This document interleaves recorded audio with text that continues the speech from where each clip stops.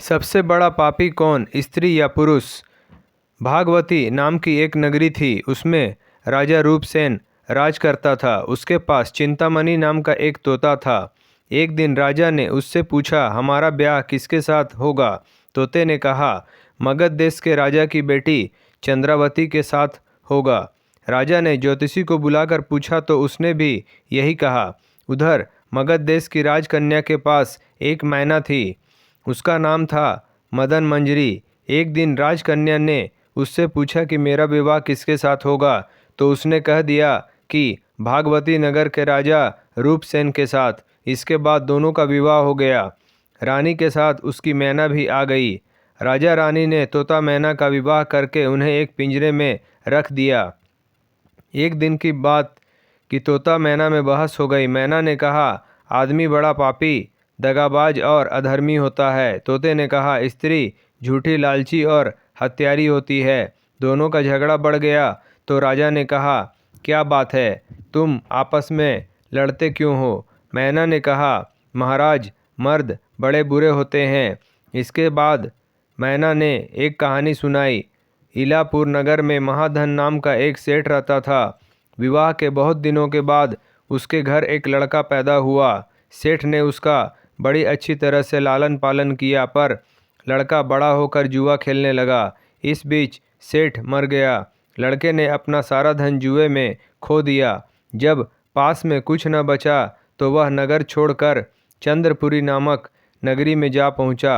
वहां हेमगुप्त नाम का एक साहूकार रहता था। उसके पास जाकर उसने अपने पिता का परिचय दिया और कहा कि मैं जहाज लेकर सौदागरी करने गया था, माल बेचा, धन कमाया, लेकिन लौटते में समुद्र में ऐसा तूफान आया कि जहाज डूब गया और मैं जैसे तैसे बचकर यहाँ आ गया।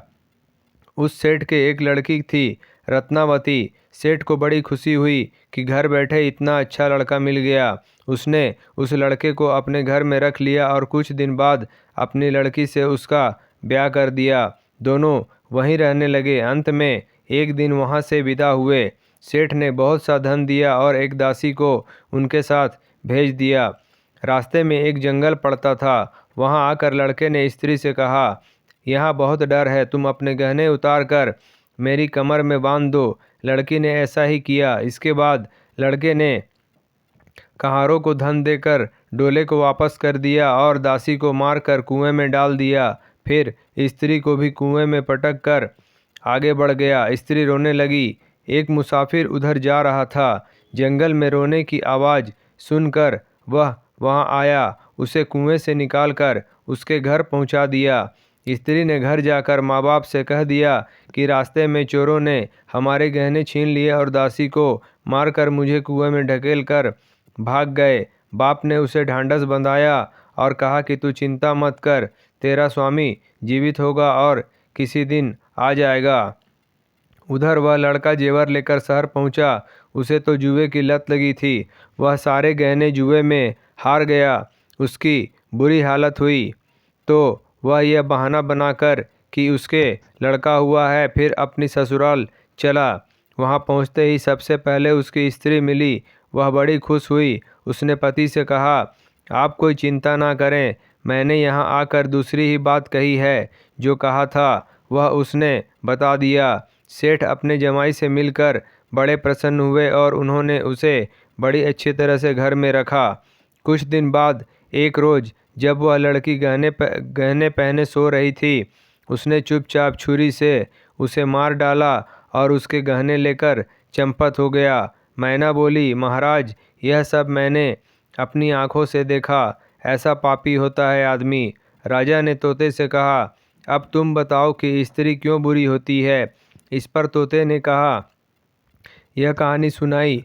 कंचनपुर में सागर दत्त नाम का एक सेठ रहता था। उसके श्रीदत्त नाम का एक लड़का था। वहाँ से कुछ दूर पर एक नगर था, श्री विजयपुर। उसमें सोमदत्त नाम का सेठ रहता था। उसके एक लड़की थी। वह श्रीदत्त को ब्याही थी। ब्याह के बाद श्रीदत्त व्यापार करने प्रदेश चला गया। 12 बरस हो गए और वह न आया तो जयश्री व्याकुल होने लगी।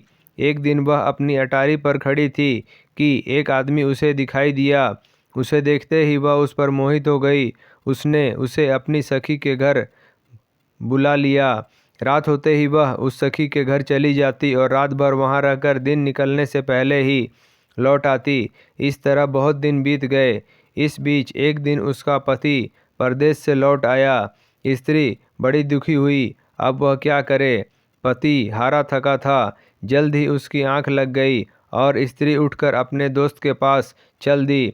रास्ते में एक चोर खड़ा था। वह देखने लगा कि स्त्री कहाँ जाती है। धीरे धीरे वह सहेली के मकान पर पहुंची। चोर भी पीछे पीछे गया। संयोग से उस आदमी को सांप ने काट लिया था और वह मरा पड़ा था। स्त्री ने समझा सो रहा है। वह आंगन में पीपल का एक पेड़ था जिस पर एक पिशाच बैठा यह लीला देख रहा था। उसने उस आदमी के शरीर में प्रवेश करके उस स्त्री की नाक काट ली और फिर उस आदमी के देह से निकलकर पेड़ पर जा बैठा। स्त्री रोती हुई अपनी सहेली के पास गई।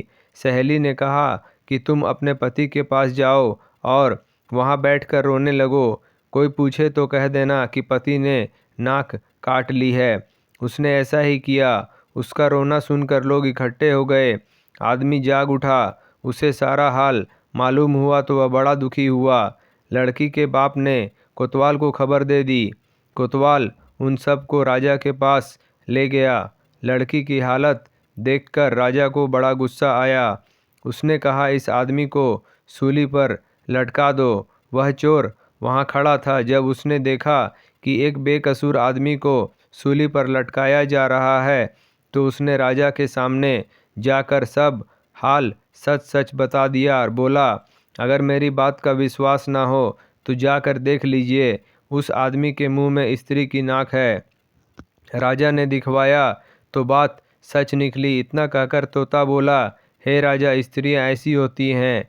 राजा ने उस स्त्री का सिर मुंडवा कर गधे पर चढ़ाकर नगर में घुमवाया और शहर से बाहर छुड़वा दिया। यह कहानी सुनाकर बैताल बोला, राजा बताओ कि दोनों में ज़्यादा पापी कौन है। राजा ने कहा, स्त्री। बैताल ने पूछा, कैसे। राजा ने कहा, मर्द कैसा ही दुष्ट हो उसे धर्म का थोड़ा बहुत विचार रहता ही है, स्त्री को नहीं रहता, इसलिए वह अधिक पापीन है। राजा के इतना कहते ही बैताल फिर पेड़ पर जा लटका। राजा लौट कर गया, उसे पकड़ कर लाया। जय श्री राम। दोस्तों, आपको हमारा वीडियो पसंद आया हो तो लाइक करें, शेयर करें, सब्सक्राइब करें और हमारी नई वीडियो के लिए बेल आइकॉन ज़रूर दबाएं। धन्यवाद।